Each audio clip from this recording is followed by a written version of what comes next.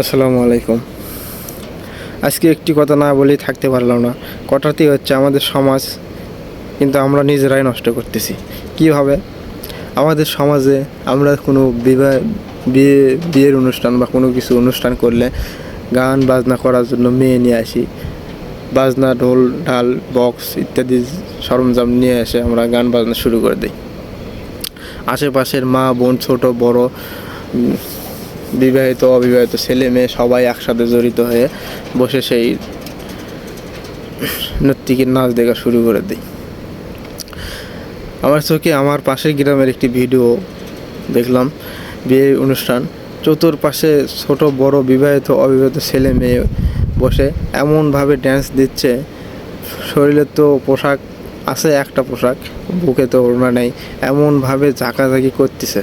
প্রত্যেকটা ছেলে মানুষ হচ্ছে লোহা, তাদের শরীর হিট হয়ে যেতে পারে, মেয়েদের প্রতি আকর্ষণ চুম্বকের মতো আকর্ষণ হতেই পারে। তো আসলে সমাজে ইফটিজিং, ধর্ষণ কেন বেড়ে যায়?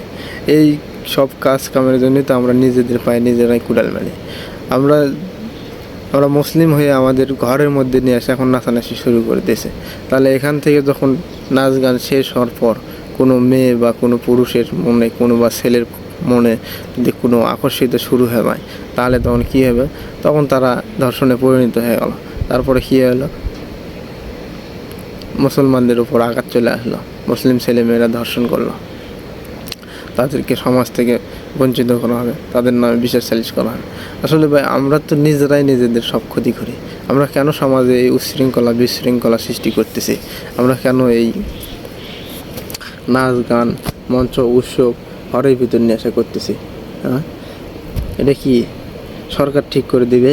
সরকারকে আপনারা অনেক সময় বলেন এই সরকার দ্বারা হবে না, এই সরকার খারাপ, এই চক্কর অনেক কথা।